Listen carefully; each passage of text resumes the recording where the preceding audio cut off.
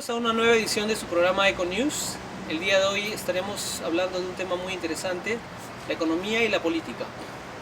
Para ello tenemos al docente de las carreras de economía, Dante Urbina. ¿Qué tal, Dante? ¿Cómo estás? Hola, ¿qué tal? Quien nos estará conversando acerca de este importante tema. Dante, los mercantilistas, tanto como los clásicos, no hablaban de economía, sino hablaban de economía y política.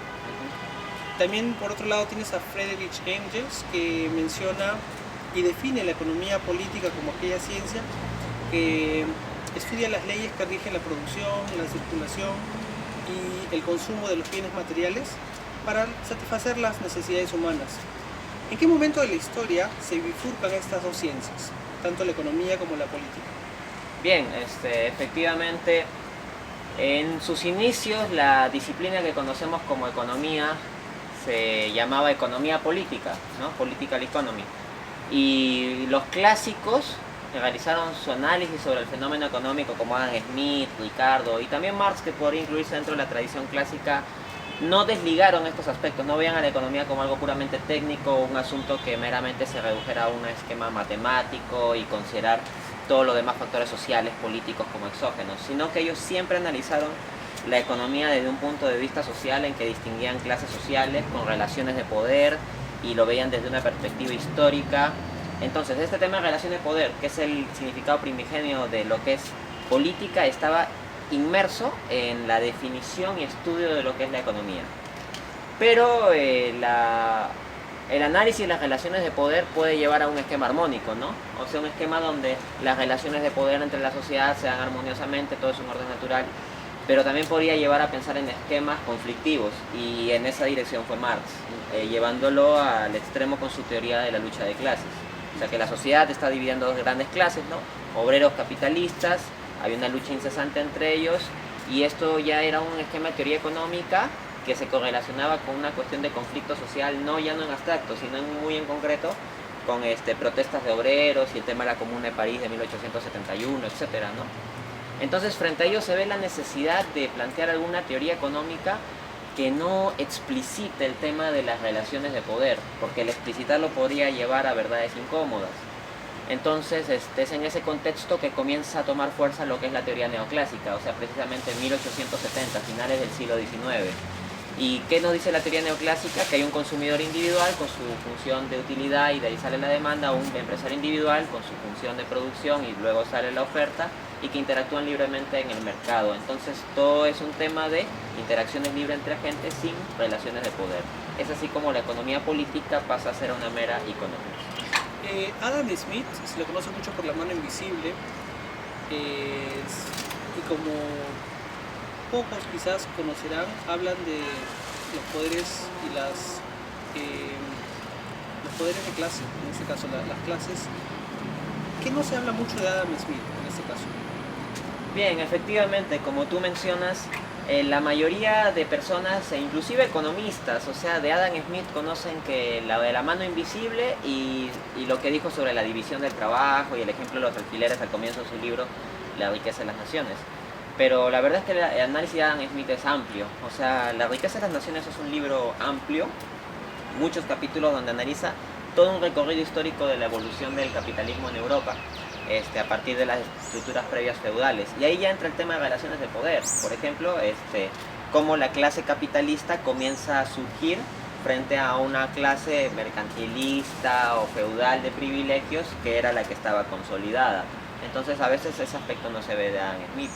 De hecho, Adam Smith había mencionado, así como dice lo de la mano invisible, ¿no? Y que se utiliza pues como una especie de justificación de un absoluto capitalismo libre mercado, al mismo tiempo Adam Smith menciona que hay que ser cautelosos cuando los hombres de negocios influyen en la política pública. Entonces tampoco es que Adam Smith digamos, los viera como ángeles.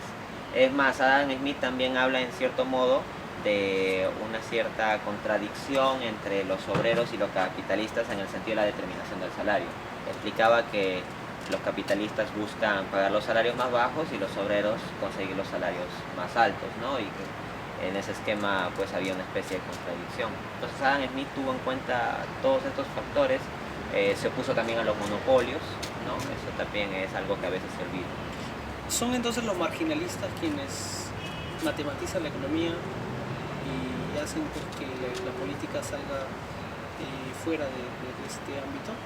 En gran parte sí, porque excluir a la política del estudio económico en gran parte tiene que ver con un proceso de matematización. Es como que el avance de la matematización, no de la mera utilización de matemáticas, que es razonable, factible y conveniente, pero ya de la matematización del conjunto análisis, hace que aquellas cosas que no puedan ser directamente matematizables como relaciones de poder puedan dejarse de lado.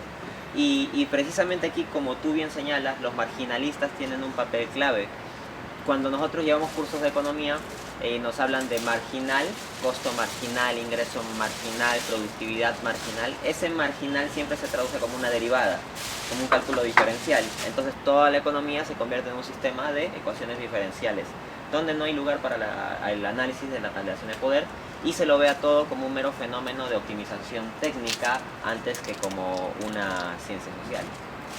El profesor de la Universidad de Cambridge, Ha-Joon Chang, muy conocido, menciona en su libro Economía para el 99% de la población que despolitizar la economía y dotar al mercado es ir en contra de la democracia, es algo que atenta contra ella. ¿Tú estás de acuerdo con ello? Sí, entendido en el sentido en que lo explica Chang, que es de una visión institucionalista, ¿no? O sea, hay que entender que Chang no es una especie de radical que quiere una politización en un sentido de partidos políticos o propugnar la violencia o un totalitarismo, sino Chang habla precisamente de una democracia, como tú bien mencionas, ¿no?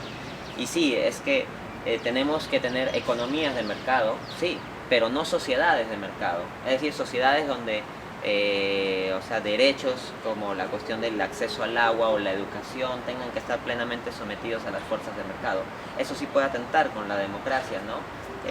Sabemos que la educación es fundamental para que las personas puedan insertarse coherentemente en la sociedad civil y participar, pero si por ejemplo la educación se convierte nada más que en un bien de mercado, ya ponemos en jaque la democracia, porque tenemos todo un conjunto de personas que si no pueden acceder a pagar los precios del mercado respectivos, no pueden acceder plenamente a educación y en consecuencia no pueden participar de modo pleno en su ciudadanía. ¿Cuáles serían las ventajas o desventajas de despolitizar la economía? Bien, una ventaja de la despolitización de la economía es que permite una mayor demarcación, eso sí, del ámbito de estudio. Es decir, al economista se le simplifica el objeto de estudio a tratar, ¿no? Cuando dice, bueno, esto es bastante distinto a la economía y esto es bastante distinto a la política y la política queda desligada. Entonces se simplifica el estudio y se simplifican los análisis y eso permite acceder a análisis más específicos, ¿no?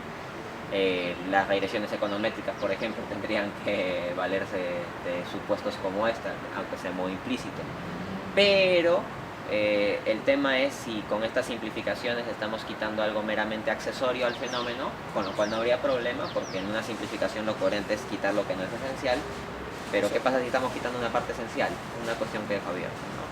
Y yo pondría ahí la principal desventaja. Entonces, si es que fuera la conjunto de relaciones de poder algo estructurante de lo que es la economía, entonces sería parte esencial de la economía, y entender una economía fuera de esto es entender una economía que no es la economía, que es un constructo mental sobre lo que podría ser la economía, pero no es la economía. Y me parece que gran parte de los modelos económicos que tenemos, desde micro hasta macro, tienen ese problema. Interesante. Muchas gracias, profesor Dante, por estar dándonos a conocer más acerca de ese importante tema. Un gusto para mí. Bueno, esto fue la edición de Econews de la Universidad San Ignacio de Loyola, las carreras de Economía. Hasta pronto.